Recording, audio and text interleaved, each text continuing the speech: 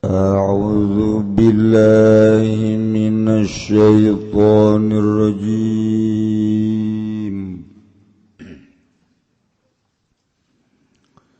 Bismillahirrahmanirrahim. Wa yathbutu lan tetep ya zina bibayinatin kalawan saksi au iqrarin atawa ngaku marotan kalawan sabaler walau aqolalan lamun ngaku ya si uang summa raja kari-kari anjabal yasi wong sakoto maka logoriahad walau kala lamun ngucap yasi wong ngucap ing lapan latauduni aja ngahad sira kabeh ningi sunawari batawa malayu yasi wong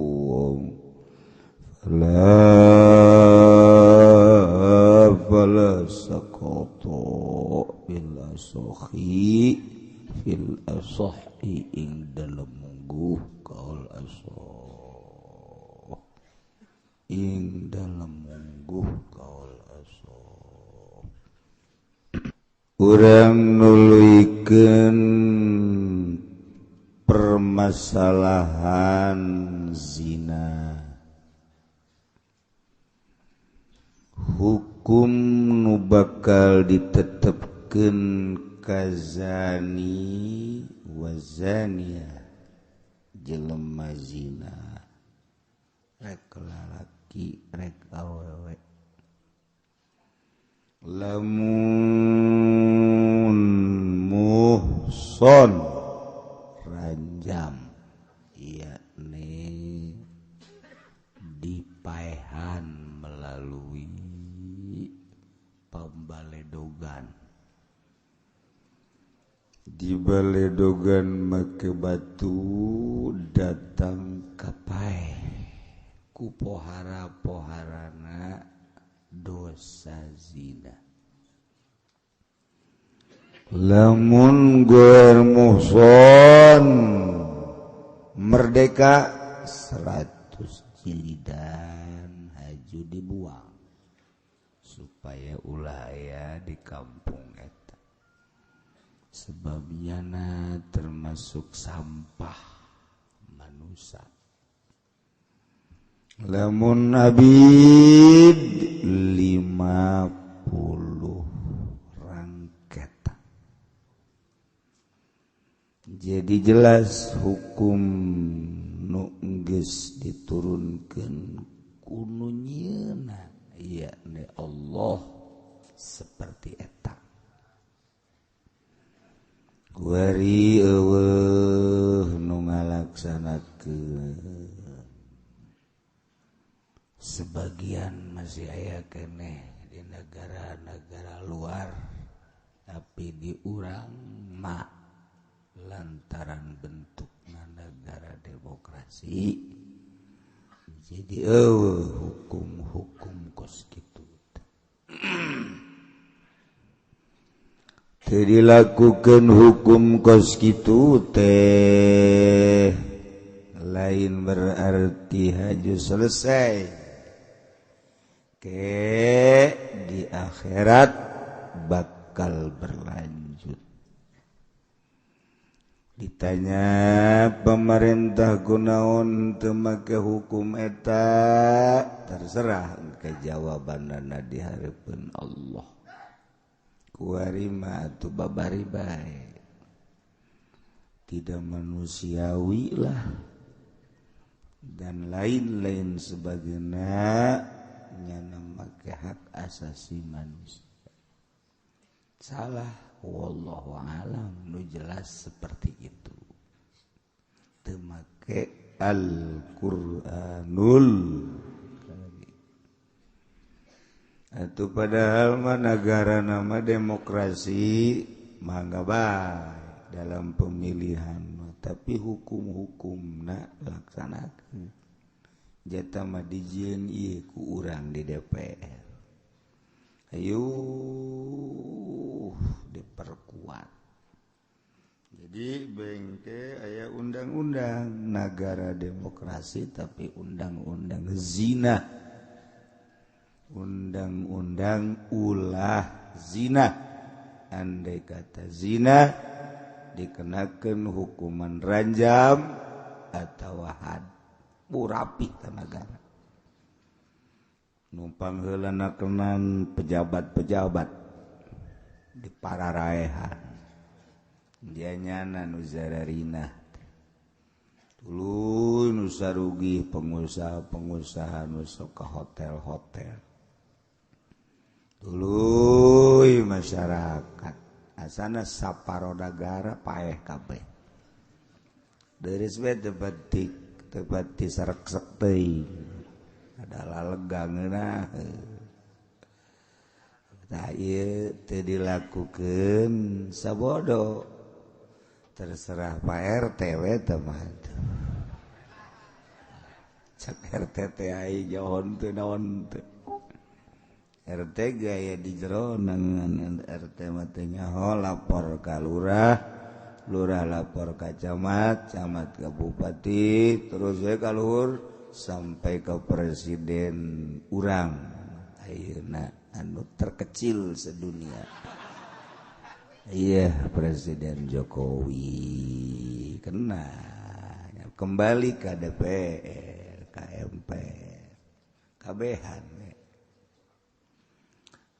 mararaksu drek negakeun agama di negara urang eueuh maksud sebab negara urang mekat tumpangan ku negara luar ulah ngomong-ngomong agama mentak di pendidikan geus eueuh agama sengaja mentak sakieu geus eueuh ti SD keneh datang ka SMP SMA kuliah eueuh pendidikan agama geus dicabut dikikis tetapi Allah ngersakakeun di Indonesia memuasi keneh agamais ciri beragamana sanajan ulin ka Ancol waya salat bae ulin ka Karang Bolong waya salat bae di rest area pinuh maghrib isya nu salat tandakan salat keneh bingungeun urang barat urang Amerika ieu kok salat keneh bae padahal ti SD ti SMP ti SMA terus eueuh geus pendidikan agama diteliti ku nyana pondok pesantren ngeuweuhkeunana hese pondok pesantren hiji-hijina kuari diteroriskeun terorisme eta teh deuk ngeuweuhkeun pondok pesantren maha kawasa Allah di Indonesia mah atuh tetep bae ulah nyaritakeun khusyuk salat bae heula ulah nyaritakeun khusyuk penting asal ungkeg-ungkegan bae heula geus alhamdulillah sakitu ge geus ulah sok muji syukur ja eureun di rest area sarolat sanajan teu marake kopiah geus deureus-deureus keneh berarti kana inget keneh ka Allah deureus keneh deureus sakitu mah tuh engke mah asana salat teh kitu make mau kena asana tapi sarolat ge dan tepi ka antri unggal rest area eta kan jadi pusat perhatian orang luar ieu geus dicabut ti SD keneh musik keneh lekat muludan geus diharam-haram geus dibid'ah-bid'ah weuy muludan terus rajaban geus dibid'ah-bid'ah weuy terus bae sia-sia aing-aing di Indonesia geus kos kitu bae teh lain sambarangan meureun aya pendidikan para aulia Allah anu ikhlas anu masih keneh ku Allah ditingali diperhatikan. Nah iyalah orang hirup di Indonesia muji syukur nikmat jasa. Pang nikmat najajak ulama hirup di Indonesia dibanding genjeng di Singapura loba aturan-aturan. Stres hirup di Singapura. Aturan cai kurang. Kadengena doang Singapura hebat. Datang ka ditu saminggu teu kuat. Di Malaysia sarua bae, di Thailand sarua bae, Korea sarua bae, orang datang ke Yordan mahal kitu cai aqua 50.000 di Yordan lebih mahal deui asta 50.000 sabotol leutik mantap ka ditu titilok-tatilok ngarinung ulah-ulah nginum geus lah mahal. Tapi orang Indonesia mah teu kitu. Dibere lapang dada, mahal tinggal mahal, beli. Pokoknya orang Indonesia mah enekan gitu. Mahal los, beli bae pokoknya satungtung boga duit, teu boga duit paling.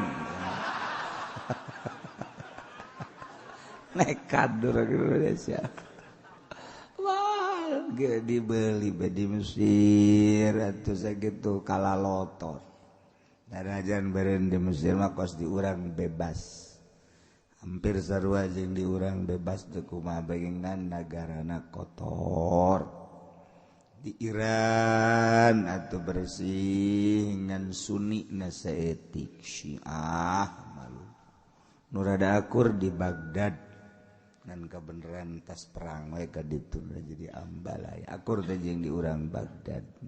Akur teh bebas.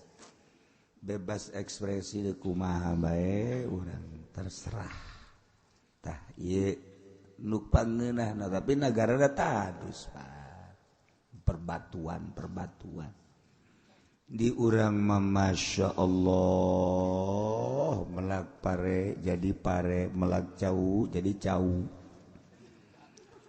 melak awi jadi iwung hebat di urang geus pokona ya Allah geus geudaheun aju eueuh doktrin ketentuan kewajiban eueuh deuk dahanon deuk digawe los henteu los di negara encan wajib militer di urang mah deuk digawe los teu los paling ya teh jadi digawe boga duit teu digawe teu henteu paling atuh sia digawe ribut jeung pamajikan nah ieu digawe ribut sakitu doang jeung nagara geus urusan di urang deuk tani elos deuk kumaha elos ieu kos di sorga di Indonesia ngeunaheun deuk salat los henteu los ngeunaheun hukum tapi ieu urang di jero negara demokrasi lain negara Islam tapi syiar Islam sadunia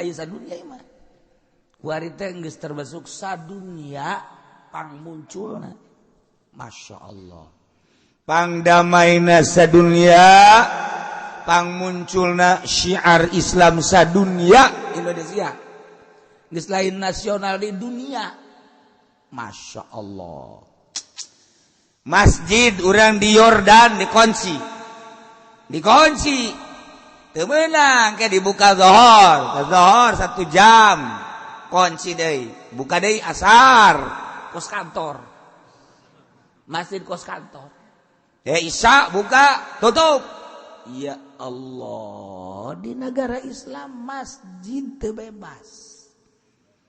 bebas sangkileung di Mesir ge sarua bae kunci di Indonesia mah hayu sia ada kiih ngising di masjid los bebas uri koceu di urang masyaallah DKS palingnya diperhatikan doang ku DKM na urang mana ya asana ti isuk datang ka sore datang ka isuk deh HSB budak dana apa henteu budak paling ge urang ditanya lamun geus jelas karak urang dik cicing dinya los atuh dik balik bebas jasa di urang masyaallah datang ka mak make cai masjid nusjang disadiakeun jang wudu jang mandi neuk salat jang wudu dipakai mengumbah mobil eta pan haram sebenarnya pan eta malah mah kiaina nu make ustadna tolol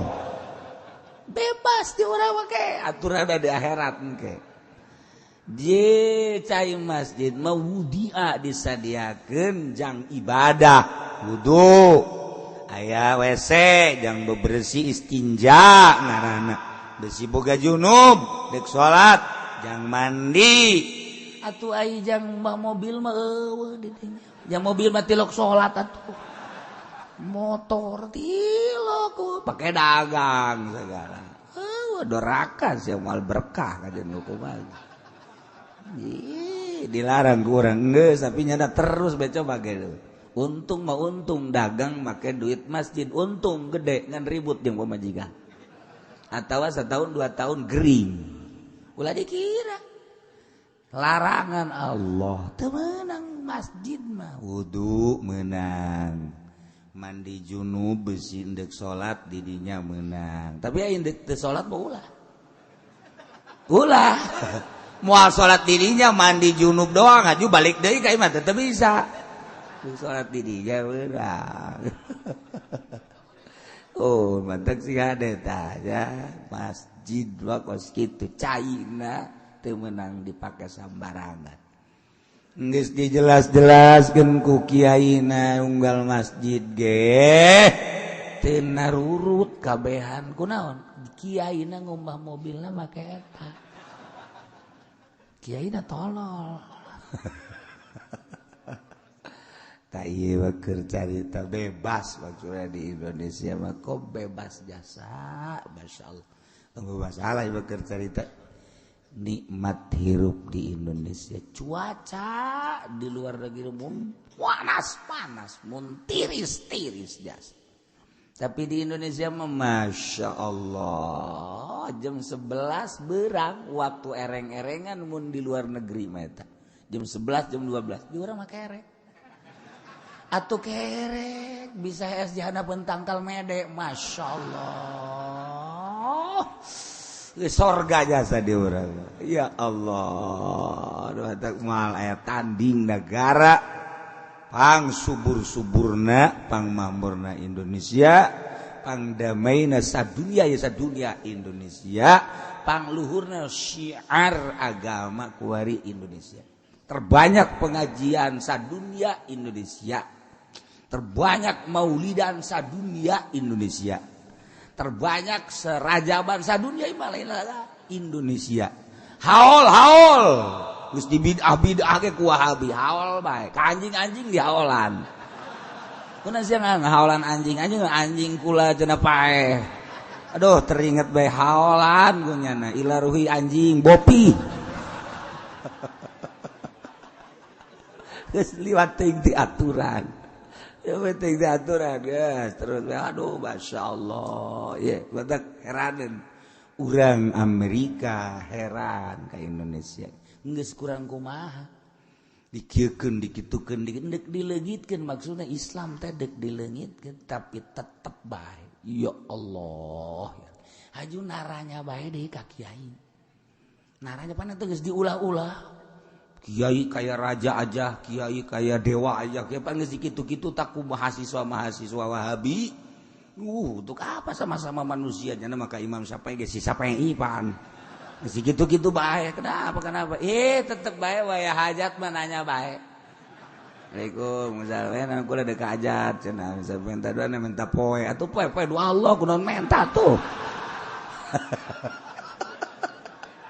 geus bingungeun Wahabi geus bingungan ku lantaran di Garut loba jasa ta Persis loba jasa Muhammadiyah Garut Bandung pan eta basisna tah ieu lah orang-orang Islamna naranya bae ka kiai nyana gede hajat nanya-nanya oge hanya oge kabawakeun da ieu di Indonesia mah geus ieu lain lalagan berkat saya pasti wali-wali Allah Subhanahu wa ta'ala di samping pertama di urang wali sanga nu ngembangkeun diteruskeun datang ka ayeuna ya Allah karasa jasaku urang naon gitu ngaranna tapak perjuangan para wali-wali Allah Subhanahu wa taala. Lamun urang ningali di Mekah padahal mah negara kelahiran Kangjeng, urang teu neuleuh urang Mekah. Teu deuleuh anu katingali istimewa. Gitu keneh di Madinah ngan kabawa ku gedena Kangjeng Nabi bae perasa ngan loba tuh di Madinah ngan teu katingali ku urang teu cara di negara urang tah kitulah istimewa negara Indonesia ku keistimewaan negara Indonesia jadilah rebutan Amerika yang menguasai Inggris, yang menguasai Jerman, yang menguasai Belanda, yang menguasai Cina, yang menguasai lantaran makmur jasa, subur jasa pada hayang. Geus dijajah urang baheula ku Belanda 3 abad teu kira-kira. Inggris ngajajah, Jepang gitu keneh. Waris merdeka dijajah ku Amerika melalui politik deka luar seetik urang dek kiblat ke Timur Tengah zaman terakhir Pak Harto tapi kandas terjadi dilempengkeun ku Gus Dur muasih keneh hese boga cara-cara tersendiri sulit tina genggaman Amerika karena kuari dek mulai beralih ke Cina diasup-asupkeun ka negeri urang untuk dijadikan karyawan nu khawatir lantaran baheula Cina di negeri urang teh diusir kemudian kuari pemimpin geus mulai ke Cina-Cinaan nyana geus aya hubungan datang ka urang anu ka urang diomongkeun rakyat Cina sahanu nyaho di ditu di negeri Cina ka urang ternyata nyana tentara. Ieu nu jadi khawatiran ku ari bangsa keur dipikir. Sedengkeun geus ditandatangani kan Cina geus sabaraha ribu nu asup ka urang untuk jadi karyawan. Setelah diteliti ieu kumaha mun tentara engke satu kali waktu bawa senjata. Nyana didinya ndek ngaekspresikeun balas dendam nu baheula kungsi ku urang digedor balik ka nagrina. Can nyaho ayu nyana mawa senjata urang kuari ditembakan ku Cina. Je lumantak kuari geus mulai parwasa. Puasa geus gade. Jajal golok di ka dia-diekeun. Ieu geus kuari geus mulai Cina geus aya sabaraha ribu di urang geus aya sabaraha ribu geus mulai bertahap engke nyieun perusahaan kecil di urang nyieun perusahaan kecil anu minimal engke karyawanna teh 50 urang jadi nyana nyieun perusahaan di negara urang nyieun bata misalna tanah urang tapi nyana anu produksi karyawan nyana tinggal urang bae neulekeun geus mah emas dibawaan ku Amerika kuari di urang endek seperti kitu nyieun areng nyana nu nyieun nyana karyawannya tapi di negara urang paling nyana bayar pajak ke pemerintah makan asal aya duit bae tapi rakyat engke bakal kumaha ieu mah sakadar pemikiran jelema nu jernih bakal kumaha kahareupna mun benyana ka dieuna murni rakyat tuh masalah tapi mun tentara nu kadarieuna deuk kumaha ayo deuk kumaha tuh eta jelema dia pake kahayang kuari dua anu nyekelan negara urang teh Amerika jeung Cina ayo terus urang deuk ka mana ayo Wahabi diasupkeun supaya Islam hancur, Syiah diasupkeun supaya Islam hancur, eta teh melalui politik Amerika diteroriskeun supaya ulah aya Islam. kemudian Cina diasup ke diacak-acak di orang di secara politis urang teh kuari keur jadi lapangan perang perekonomian antara Amerika jeung Cina. Beki luhur bae ngomong cek urang teh teu kaharti aing mah. Kaharti cek teh mal kaharti atuh. Geus masa sekolah henteu. Nonton TV ngan joget orkesna doang. Geus teh kaharti tah. Ieu negara urang teh kos kitu. Pamarentahna keur beujeuhna di kaluhan kuari teu berdaya. Aya anu ngaluhurkeun agama ketika aya bae anu endek jadi pamimpin anu beragama mulai direntog Habibi kurang kumaha ja eta mah atuh kaluarna Habibi direntog sarua bae. Dia lain pemikiran manehanana. Atuh kauna penasehat presiden geus dibungbuan ku Amerika coplokna Timur Tengah teh lain pemikiran Habibi. Udah disalahkeun Habibi. Lantaran nyana ka disalah ka ditu salah mantak idit ka Jerman deui cek nyana betapa jahatna. Sakitu doang. Saha nu jahat? Teu bisa ngomong ku kumaha. Sebab ngomong salah teu ngomong salah. Dusdur nu kuat terus bae ketika geus kajahoan nyana teh berarti bener-bener anti Amerika turun ke terus kabelah dia SBY atuh bagus deui jeung Amerika langgeng kuari teh keur dilema antara Amerika jeung Cina tuh kuari keur jadi peperangan di negeri orang perekonomian pokoknya orang Indonesia mah teu meunang nyekel ekonomi kudu batur bae. Mendak timbullah Alfamart, Indomaret, urang mangan saukur. Kayak di ditu aya jelema breg di ditu aya ka dia deg. Urang mangan dagang teh kitu doang. Cara batur eta teh Indomaret Alfamart eta geus di-setel ku Amerika. Jadi eta perekonomian sakitu gedena nang nyetel batur. Urang kadinya belanja berarti didinya geus aya jatah untuk pembangunan gereja, untuk pembangunan kelenteng dan lain sebagainya. Urang belanja salah teu belanja salah. Urang teu belanja kadinya butuh barangna aya di dinya. Urang belanja kadinya di jerona geus aya persekian bakal jang pembangunan gereja. Endeu kumaha ieu coba. Di kitab emang ayat kayak ulah ngomong di kitab seperti kos itu tak cerita tapi anehna di Indonesia tetap tegar baik tetap gagah baik kan neuleunya nage aya badan intelijen di Amerika di Cina sarua baik tetap baik kajen kuku bage kokoh baik ya Allah iheseta cara di Indonesia teh pengajian kemudian maulidan rajaban terus haolan geus make majalah make koran make kitab kaunggal kiai ngabidah-bidahkeun haolan geus teu didarangekeun ku kiai kitabna aya di kula ge datang ka dua kula meunang kitab bidah kos kara itu terus bae geus antepkeun bae nyana-nyana urang-urang ngana ge capeun ngomong ge terus bae malah mah dibere berkat jangan dahar nyana ge sarua mah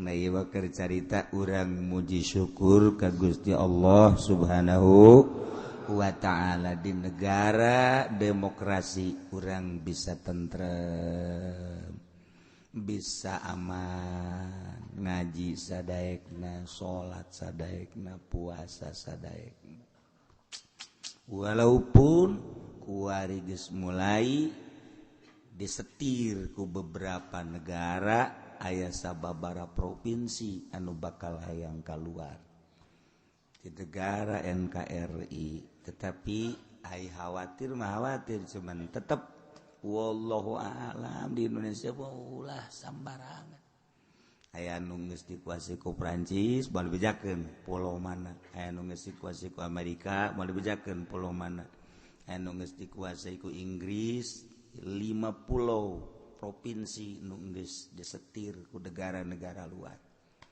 baheula Bung Karno mangahijikeun ti Sabang sampai Merauke tapi nu arayeuna mah malah deuk kalaluar. Tinggal dikembalikeun deui baheula hebat amat zaman Bung Karno kurang kumaha. Kiai ngahara hiji jeung pamarentah ngahijikeun negara Republik Indonesia. Tapi kuari deuk kalaluar motifna naon? Pastikan motifna dunia. Nu teu kabagian tokoh-tokoh nu teu kabagian.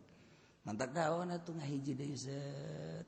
Cara kamari ribut di Indonesia, ribut gede lain ribut leutik eta teh. Hampir acak-acakan negara dibuka urusan pripot. Kajahoan kabeh salah. Kumpulannya na internet di gedung nu tertutup. Ulah sampaikan ke orang hancur-hancuran. Mulai membaik tak berarti kan di jerona membabagi lah. Kajen kuku bage. Ngan masalah geus penting ulah ribut kan. Ya urang mah atuh nyana babagi urang moal kabagian. Nyana teu babagi urang moal kabagian. Atuh geus bae nu penting ulah ribut. Ese amat ente hayang kabagian, ente silakan jadi presiden gitu bae atuh. Mantak ti kuari siap mamawa balok di dieu ieu. Hayang jadi presiden. Balok naon atuh balok-balok kayu nangka di dieu. Aman gua hari set oposisi geus mulai eueuh berarti kan mulai aman walaupun perpolitikan jeung perekonomian can mapan lantaran dibuat ajang can dipatok ku Jokowi naon gitu ngaranna dolar sampai 13 moal turun ti 13 naik bisa untuk menstabilkan ke kumaha carana kerja di ajang Cina jeung Amerika. Ulah kaget. Tuh, urang mah pan kos kitu nyaho ge henteu. Heuh nyaho cenah kiai nyaho teh ulah sok nanyakeun aing sia. Pokona geus kos kitu bae tah. Urang mah dagang, tani-tani, pan paling ge karyawan. Kok aya penyisitan karyawan, kok aya pengurangan karyawan. Kok henteu stabil, paling urang maksa kitu doang. Buat perlindungan kitu para karyawan eueuh kuari nu bakal melindungi. Ulah kaget buruh tidak ada pelindung kuari. Wajen kuku bagi. Nyeri tinggal nyeri sementara ieu eueuh pelindung. Wajen kuku bagi dibuat untuk perlindungan eueuh manfaatna. Encan aya. Mendak maning sadar. Maning jadi karyawan tapi nasawuf. Cek gara boro-boro karyawan kieu kitu nasawuf abeh sadar oh ieu geus bagian aing kan ayeuna nasawuf mah kitu geus diatur ku Allah berarti bagian aing sakieu geus bae nemah bae lah menikmati takdir ti Allah Subhanahu wa taala eta tasawuf ngaranna lain nu udeng-udeng nu gede lain tasawuf anu sadar oh iyalah takdir ti Allah eta tasawuf kitu ngaranna. Masya Allah itu sholat di lemah geus takdir ti Allah itu teh sholat takdir ti Allah sadar tuh tasawuf kebablasan da makos gitu kan deui urang sadar pokos ngaji aya timbul ti sadar mangenaheun beda jeung kapaksa di lembur kapaksa menghormati dan lain sebagainya capek. Tapi lamun kadar aing hayang nyaho coba ngaji lah, hayang nyaho heula. Hayang nyaho coba ngaji kos kubasi, ngaji didengekeun, lu jero nyaritakeun akhirat. Emang orang bakal ka akhirat? Aduh tanya ka diri sia. Bakal apa henteu ge jana mikiran. Wah, mulai ngajina tatarin di luar ka jero majelis. Barang di jero horeng haredang keluar deui.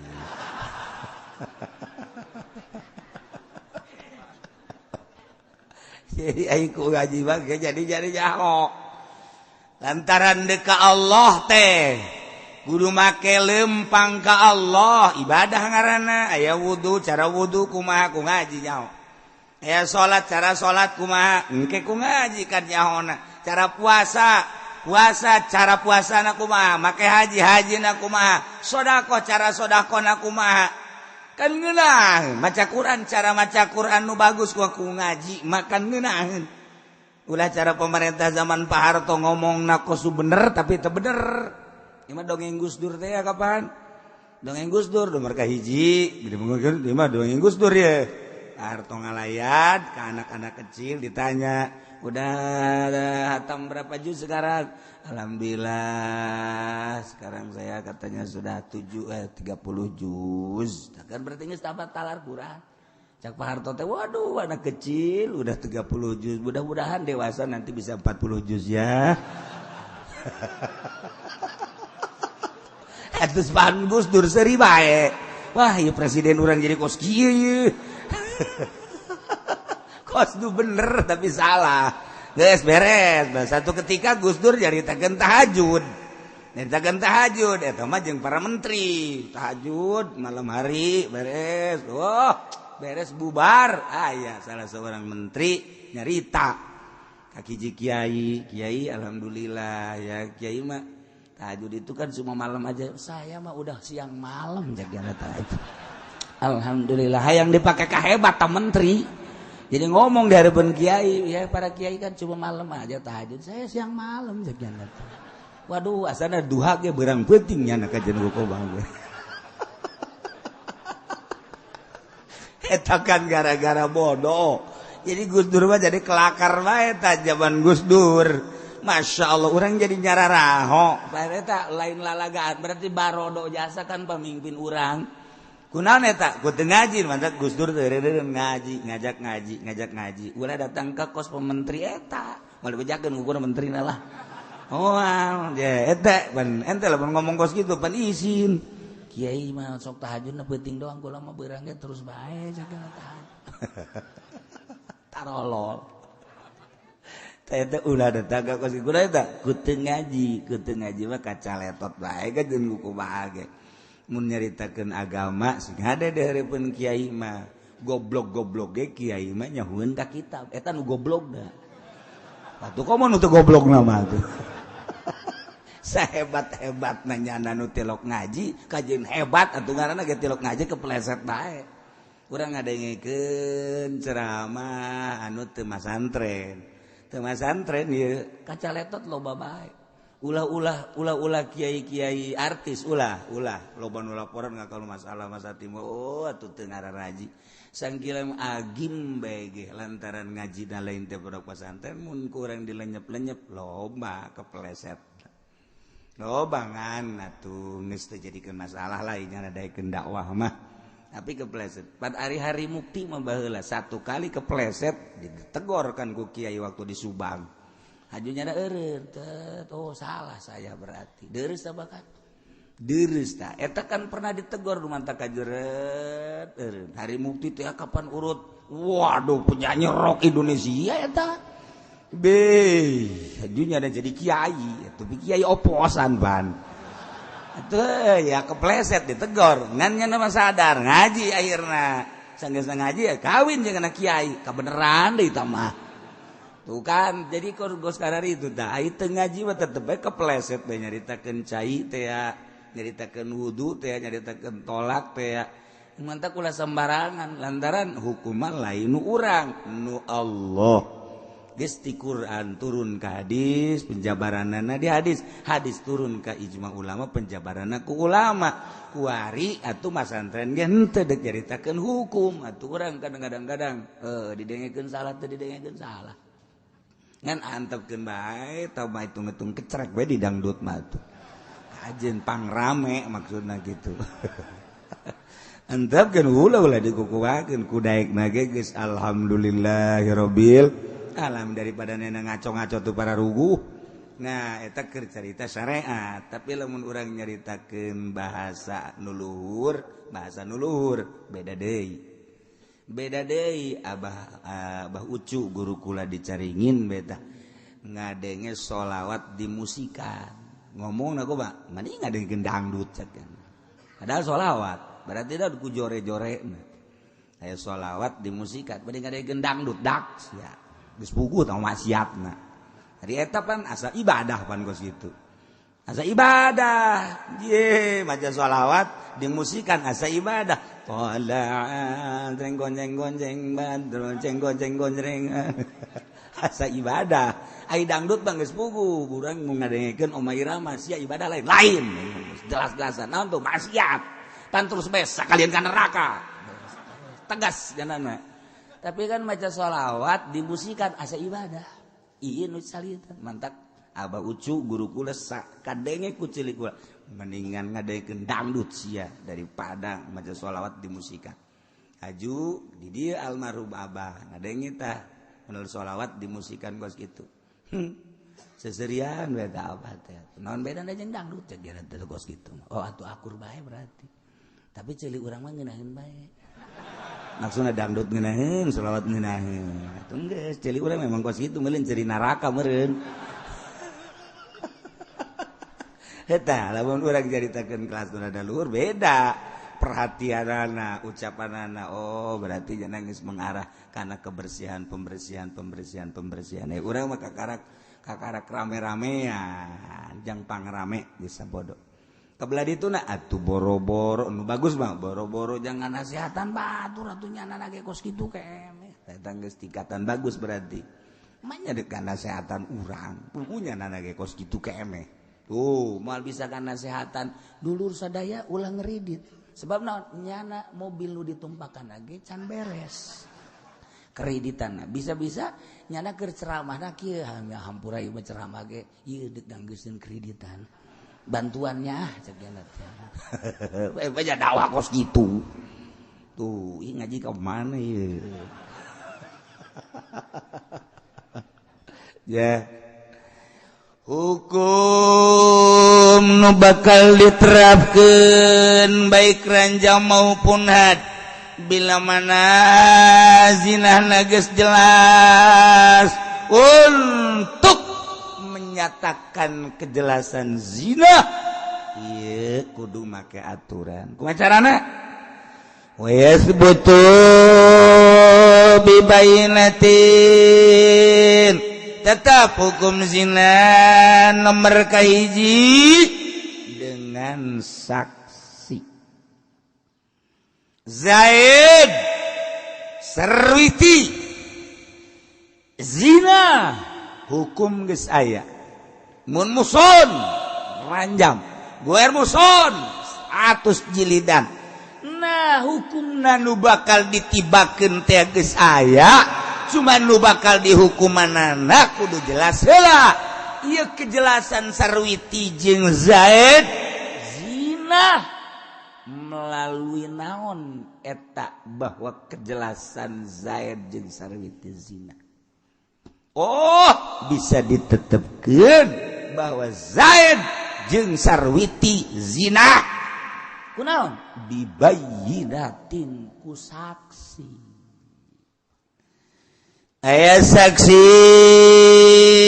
anu nyaksian kana perbuatan terlalang Zaid jeung Sarwiti sabaraha saksi anu diperlukeun untuk menyatakan zina opat saksi saurang teu bisa ditarima saksi duaan teu bisa ditarima saksi tiluan teu bisa ditarima saksi opat karak bisa ditarima saksi zina kudu opat Masya Allah temenang sambarangan kudu hati-hati ulah langsung dihukuman zina nomor kahiji kudu aya saksi-saksi da opat sesuai jeung nas Al-Qur'anul Karim dina ayat wallati yatina al-fahishata min nisaikum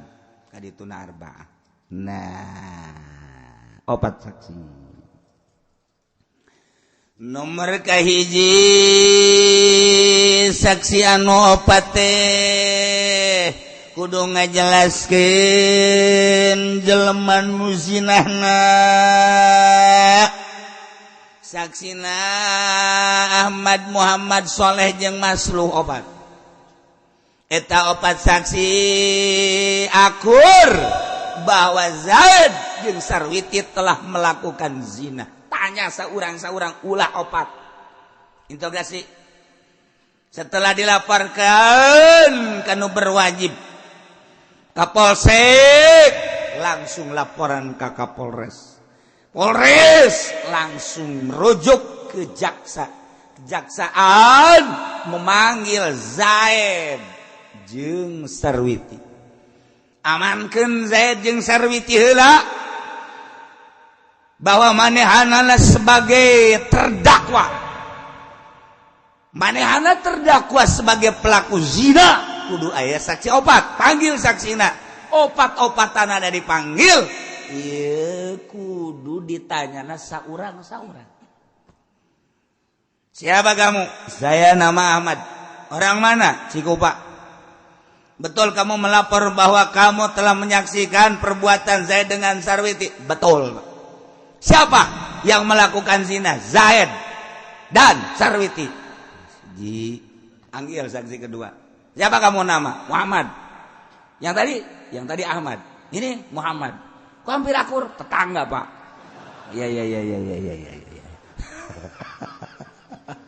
Bapak Muhammad. Ya. Betul kamu telah melapor bahwa ada warga yang melakukan zina. Betul. Siapa namanya? Zaid, Pak. Yang kedua, Sarwiti. Beres. 3, Soleh. Masuk. Siapa kamu nama? Soleh, Pak. Betul kamu melapor bahwa salah satu warga telah melakukan zina? Betul. Siapa namanya? Zaid. Perempuannya? Sarwiti. Betul. 3, 4. Silih kamu. Siapa nama? Saya Masluh. Masluh? Iya. Tadi Soleh. Ini Masluh. Ini kakak adik apa bukan? Bukan, Pak. Rekanan, Pak. Masluh? Iya. Betul kamu melapor? Betul. Yang dilaporkan adalah kasus perzinahan. Betul. Siapa yang zina? Zaid, Pak. Dengan siapa? Dengan Sarwiti. Akur tak? Tanya hiji-hiji. Aku. Pertanyaan kedua. Ulah wakadihan, ulah wakadiranja malah. Rapi. Masya Allah. Kan. Bisi kesalahan. Nomor kedua. Kudu ngajelaskan tentang praktek zina na kaifiatna.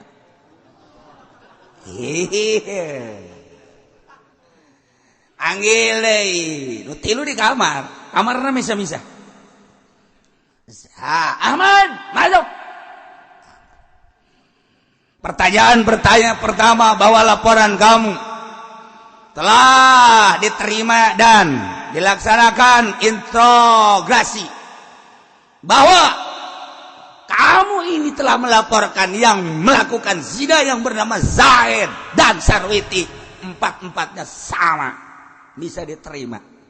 Pertanyaan kedua, kamu sebagai saksi menyaksikan perlakuan zina antara Zaid dengan Sarwiti.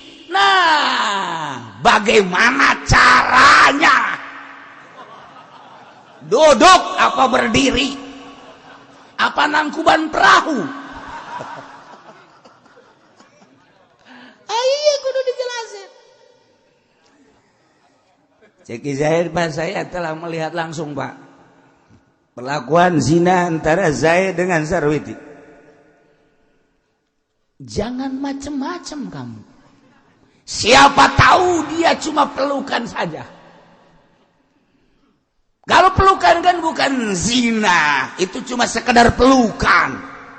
Siapa tahu barangnya itu cuma disempilkan di paha. Aduh, aing jadi jaksa puyeng gitu. Kalau ada laki-laki karena dia itu serangan, tidak tahan, maka untuk melakukan zina dia masih ada batas-batas, tapi dia sempilin. Cak Ahmad itu sempilin apa? Itu bahasa jaksa, lu gak boleh tahu. Aduh, jaksanya campur-campur jaksa. Nah, kalau itu kan bukan pada tempatnya, cuma digosrok-gosrokin gitu. Itu bukan zina. Nah, ini saya mau tanya, apakah cuma sekedar pelukan? Apakah memang cuma sekedar disempilin itu di pahanya? Hah? Bagaimana? Enggak, Pak. Saya tahu muka celananya, Pak. Waduh. Terus Saya tahu ngejegangnya, Pak.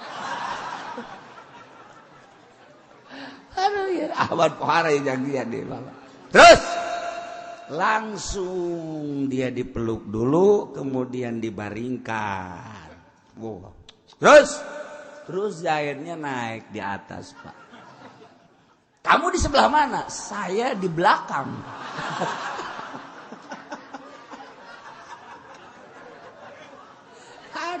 Aduh. Jadi kamu ngelihat itu masuknya benda-benda antik tuh. Tahu Pak saya.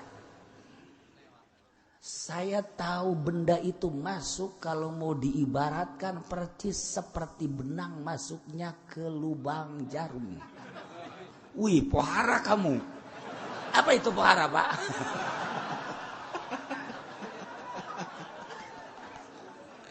Jadi jelas, Pak. Ya, sudah, masuk kamar. Muhammad, keluar. Kamu telah melaporkan bahwa Zaid dan Sarwiti melakukan zina. Tadi setelah kamu diinterogasi pertama telah diterima, yang kedua praktek zinanya. Kamu tahu?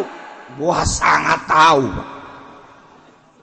Jangan dikira jangan main-main. Ini nanti kalau tidak terjadi, hukum akan kembali kepada kamu. Siapa? Nah, mulainya pertama bagaimana? Celananya dibukain, Pak. Buka sendiri apa bukaan? Kayaknya sendiri-sendiri, Pak, buka-buka.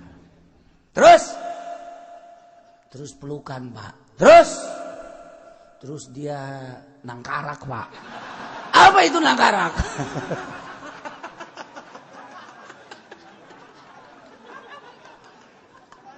Saya nggak paham. Emang Bapak orang mana? Saya orang Batak. Jadi nggak paham nangkarak. Ibu apa nangkarak? Nangkarak itu berbaring, Pak. Oh iya. Terus Zaid naik di atas. Kamu sebelah mana? Saya di belakang. Pengen nggak? Hampir, Pak. Tapi saya kan ngaji terus tiap minggu, Pak. Oh, jadi ada batasan, Pak. Insya Allah, Pak. Kalau dengan yang jelek-jelek saya kagak, Pak. Terus kamu ngelihat? Sangat ngelihat, Pak. Masuknya penis terhadap apa, Pak? Pokoknya terhadap lah.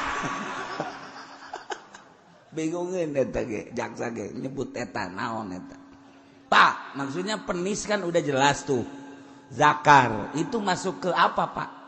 Lu yang tahu. Apa itu, Pak, maksudnya? Itu saya harus jelas dulu pertanyaan. Memek.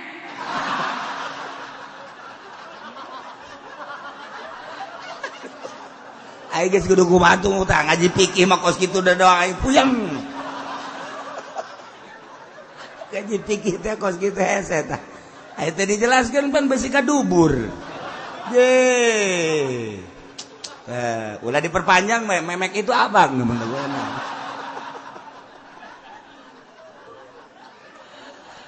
Hese tah ngaji pikir teh kos kitu.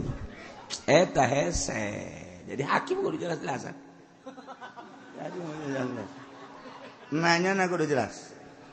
Jadi kamu ngelihat.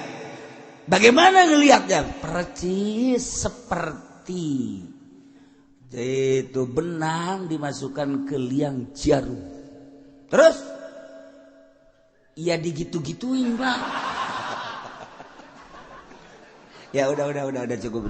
Masuk lagi kamu kamar, masuk kamar. Soleh, masuk. Keluar Soleh. Kamu telah melapor bahwa Zaid dan Sarwiti melakukan zina. Kamu telah aku tanya namanya Zaid dan Sarwiti. Telah aku terima pertanyaan pertama, kamu lulus. Pertanyaan kedua, praktek zinanya. Kamu tahu? Tahu, Pak. Bagaimana caranya? Awas, ini jangan main-main. Jangan cuma karena pelukan saja kemudian kamu lapor bahwa dia zina. Itu tidak boleh. Dan jangan kamu sangka bahwa ini cuma nyelipin doang. Siapa tahu itu penisnya cuma diselipin saja di paha. Lantas kamu anggap bahwa itu zina. Ini jangan main-main. Waduh, orang Batak ya, jaksana. Ya, tidak Pak, saya melihat langsung Pak. Praktekkan bagaimana? Ceritakan tentang prakteknya. Mulanya dia buka celana Pak. Terus dia celentang Pak. Udah celentang, berbaring terus jahitnya naik Pak. Setelah naik, setelah naik dia lakukan. Berada di mana kamu saat itu? Belakang Pak. Jadi saya langsung melihat persis Pak, langsung masuknya persis. Setelah selesai kamu tidak ikut? Tidak Pak. Kepengen ada di rumah Pak. Udah benar. Jadi udah sembarangan. Itu sembarangan langsung diterima sebab iya kan urusan ranjam Pak ya kan. Tetap kudu teliti. Selamat. Yang keempat terakhir. Mas lo, tanya seperti tadi. Setelah akur obat-obatan anak berarti bisa diterima. Cukup? Pertanyaan terakhir. Ini yang ketiga. Untuk menyatakan yang ketiga satu-satu. Ahmad. Ya Pak. Kamu melapor bahwa yang zina bernama Zaid dan Sarwiti. Betul. Yang kedua, kamu telah melihat langsung praktek zinanya. Betul. Yang ketiga, harus menyatakan tempat perzinahannya di mana. Katakan kudu jelas. Ahmad. Ya. Kamu melihat praktek perzinahan Zaid dan Sarwiti. Betul. Di mana tempatnya? Citra, Pak. Citra itu di mana? Bapak ketinggalan zaman Pak. Nggak tahu Citra Bapak. Cikupa. Nanti akan ada tsunami Pak besar-besaran di situ. Cek ulang Cikupa. Waduh.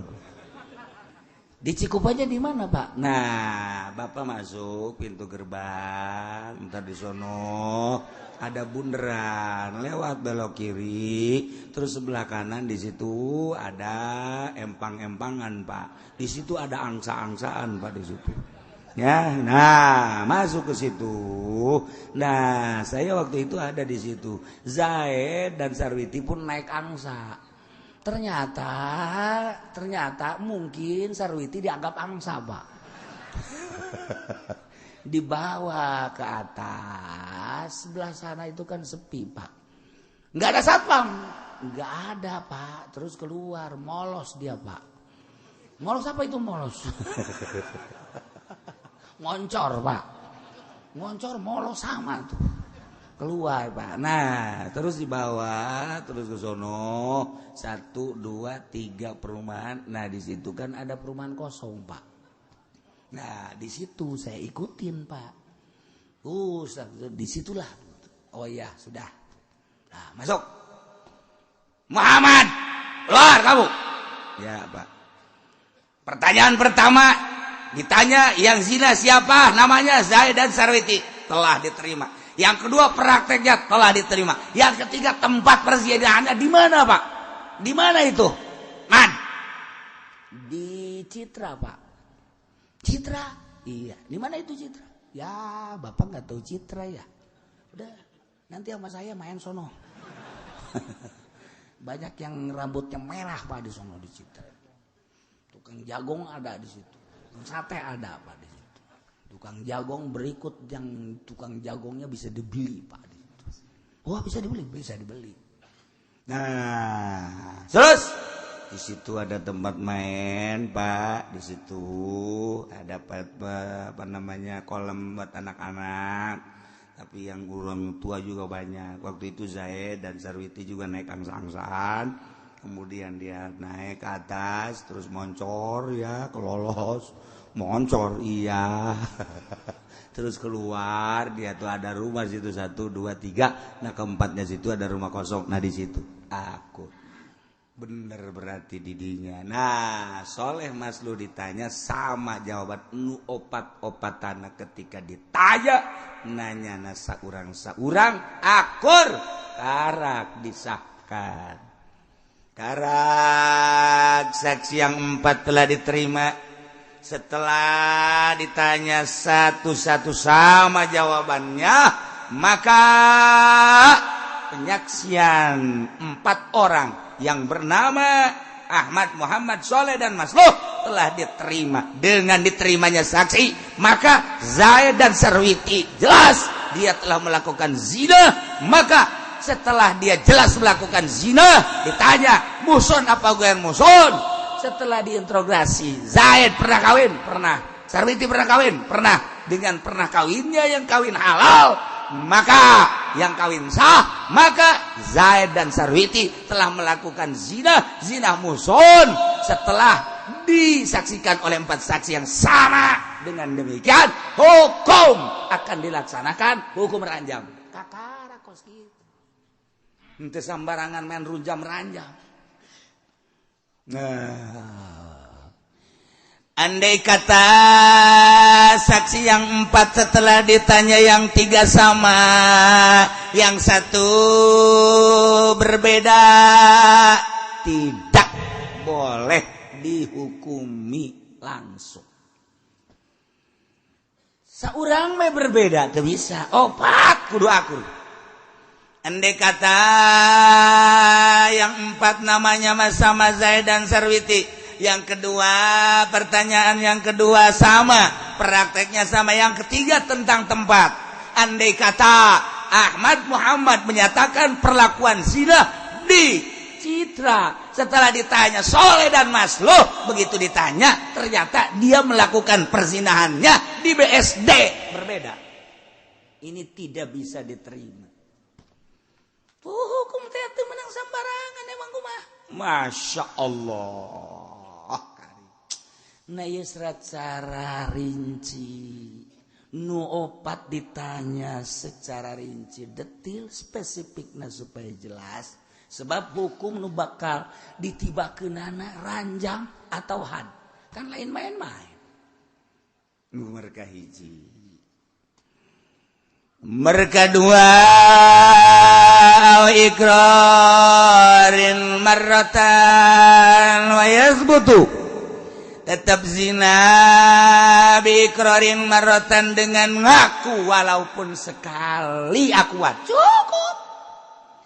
Zaid jeung Sarwiti ngaku ngalaksanakeun zina. Pengakuan anak bisa diterima merah walaupun hanya 1 kali. Dengan pengakuan zina tersebut, maka Zaid dikenakan sanksi hukum zina. Tanya, muson apa gue yang muson? Ketika muson, ranjam sampai payah. Ketika gue yang muson, 100 jilid. Dengan pengakuan. Masya Allah. Mentak orang di negara orang gua di perzinahan pohara jasa khawatir jasa khawatir ya wewe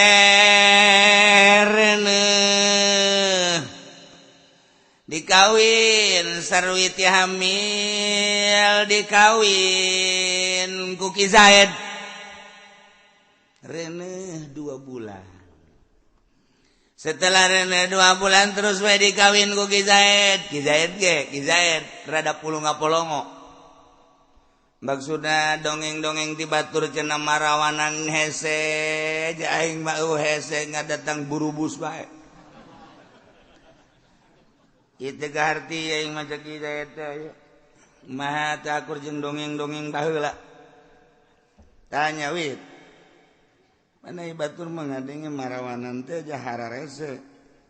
Tapi pan ieu mah brus-brus bae. Ini ge ngomong ka pamajikan ada ngomongnya ge penasaran meureun. Yo. Cek Sarwiti teh di akhir zaman maka parawan teh loba anu leungit di antarana pandina kitabna ge coba dengekeun ku kakak ai mingguan. Waduh. Hebat eta. Bisa be aku sadel sepeda. Bisa, Bang. Bener. Aya awewe belajar sepeda, ai baheula mah pan ngolong doang. Awewe mah kukakukunan gitu ngaranna ku bapana ge geus ai belajar sepeda ngolong bae ulah datang ka Batang ulah. Ngomong ka sadel mah. Ulah, baheula ada tangkang ngolong doang teh baheula awewe mah. Mun lalaki mah biasa, miti ngolong terus batang sadel. Baheula mah. Jadi aya tahapan-tahapan belajar sepeda teh ngolong sebab sepeda batangan. Ngolong doang, kebel ngolong bae ge. Eta baheula eta.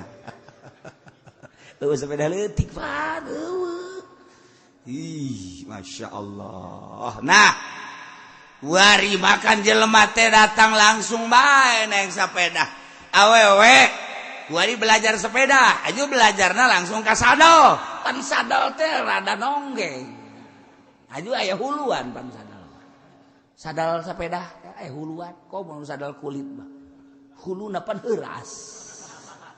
Ajunya naik sepeda pan didinya, di sadel. Itu kebal-kebal mah pan rada getek beureun. Eta leungit tah kaparawanan ku sadel, nu untung mah sadel. Aduh, jadi bercinta jeung sadel sepeda. Beungit leungit bener ieu mah dina kitab Fathul Muin leungit ku sebab sadel sepeda. Tuh, nomor kedua kaparawanan teh leungit ku sebab loncat tinggi. Loncat tinggi teh kapan eta teh sat ngajegang sat berewek. Leungit kaparawanan. Mentak kolot baheula mah kurapi amat ngadidik ka anak teh. Di mana-mana anak parawana diukna sila dicarekan. Sia. Diuk sila. Ipet, diukna ipet. Diuk ipet teh okos diuk tahiyat akhir. Tah eta ipet ngaranna. Sia mung geus nu jaraho zaman kuari mah. Rarese. Kalau baheula mah ulah sila sia. Tuh, ipet atau emok kayak kunta ipet. Tuh, jadi diukna ipet. Jadi suku katuhu nindihan suku kenja. Eta diuk awewe. Nah, wari beun ipet-ipetan gitu. Ngajegang los deres make calana henteu deuh. Karasa-karasa geus dirongrong eta nong ngarangar laleur. Cekan laleur loba amat. Oh, horengan bobogaanana calangat bae. Aduh, Masya Allah. Awe zaman ayeuna mah sekarang itu. Allah karim. Eueuh nu ipet-ipet sila hayu bae. Didikan kolot baheula kula mah ngadengekeun jasa. Mailot baheula. Ibu baheula lamun diuk ipet, ulah sok sila. Eta rapih jasa. Nomor kedua, ulah sok kadar cau. Awe mah ulah kadar cau ulah. Dicarekan kadar cau teh ulah. Kunaon eta ngaleungitkeun ka parawanan. Awewe mah eta rang ayeuna parawan mah ngadar tongtolang. Mantak baheula mah tongtolang. Geus di parawanana geus saminggu tah geus. Eta tongtolang. Sawata. Baheula parawan baheula mah. Iya tuh dititah dage kos kitu gori-gori, bae kos kadari itu bae. Ieu bangsa cawu teu meunang, bangsa apal teu meunang, jeruk teu meunang, keur mah eueuh deui baheula mah. Eueuh tah di kadara tongtolang. Masya Allah. Ieu keur carita rapihna ngadidik kolot baheula. Kuari eueuh kos kitu kuari. Wah, makanan naon bae terus bae, diuk deuk kumaha ge terus bae. Jago baheula mangadidik ka anak teh akhlak terapi. Masya Allah. Masya Allah. Keluar teu make tiung bae, carekan. Keluar sia, ka warung. Tiung pakai tiung. Tiung rapi baheula mah. Ya Allah. Kuari mah urang mah tiung mah make ngan di dieu. Sampai ke pan ai tiung teh jang nutupan bu. Iwan teh ala India he. Ai tiung mah gua bae mah buade tapi lain dipake nutupan aurat. eta India itu bakos gitu. Nah ieu mah ikrar Zaid jeung Sarwiti ngaku. Nah kuari eta Zaid kawin ka Sarwiti padahal Sarwiti hamil 2 bulan. Berarti begitu kawin 2 bulan ya keur hamilna katilu kaopat kalima kagenep katujuh berarti 7 bulan tinikah langsung lahir ulah 7 bulan genep bulan sebab keur nikah 2 bulan tambah 4 bulan jadi genep bulan lahir eta geus bisa diterima bapakna tetep nyana lamun kuku Sarwitina tegep teu daek ngaku bahwa nyana teu zina dengan ikrar tidak zina Sarwiti begitu 7 bulan genep bulan lahir nah ieu tetep diakukeun ka bapana geus hukum ka dituna terus bae beuna mana awewe anakna ke nikah banyana nu ngawalian tuh engke lamun maot bapakna nyana ngawaris ulah hese-hese teu bakos kitu tetapi lamun ieu Sarwiti teh geus 2 bulan kemudian nyana ngaku bahwa nyana telah hamil atuh teu beunang diakukeun ka salakina berarti anak zina kabelah dituna kudu dihukuman teh had ke di Indonesia mah jauh hukum tapi hati-hati Zaid kawin jeung Sarwiti na geus hamil aku nyana geus pernah zina jeung berarti kan lain anak Zaid lahir dek 7 bulan dek 8 bulan dek 9 bulan eta pengakuan Sarwiti bahwa nyana ketika naon gitu ngaranna kawin jeung Zaid geus hamil ulah diakukeun anak Zaid nu bisa diakukeun sote lamun bener-bener Sarwitina tertutup sama sekali teu kalabat teu zina diheum-heum ku sorangan bae wajib diakukeun bapana ka Ki Zaid sanajan Ki Zaid popolongoan aja aing asana kieu amat sih aing haju boga anak wae heran aing mah genep bulan tapi kumisan ya anak ieu anak kolot deh ieu mah biasanya aja lahir genep bulan mah tuh primatur jadi mah henteu cek jana teh normal bae malah mah hampir ngajotos ka aing tetap bae aku kan hukum pikir mah kos kitu bae gampang bae anak nawa we walian ketika maot waris eueuh masalah udah adapun dorakan heum bae geus ku Ki Sarwiti tapi lamun geus jelas-jelasannya zina jeung batur 2 bulan atuh lain anak Zaid lahir ulah diwalian wali hakim lain bapana Zaid maot eta teh teu ngawaris masyaallah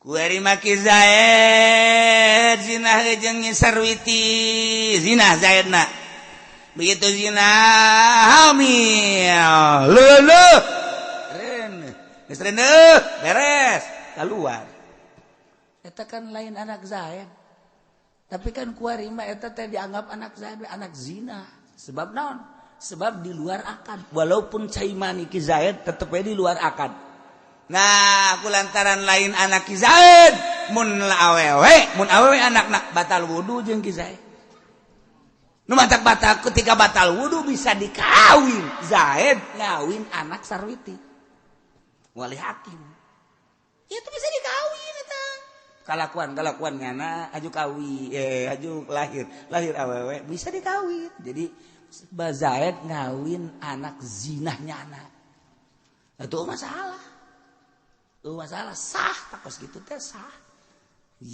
masya Allah tak kurang kumaha geus ararang geus kabeh mentak ulah di aku ja bisa dikawin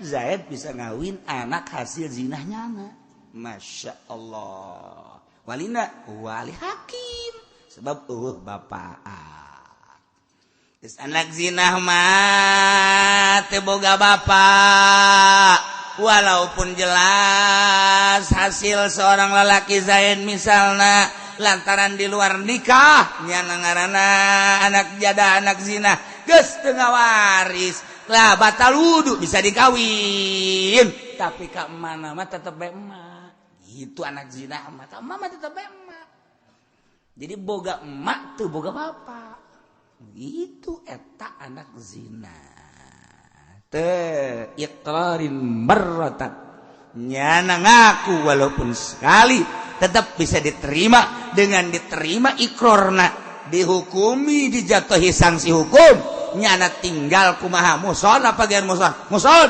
rajam biar muson ham walau aqra wallahu a'lam bissawab.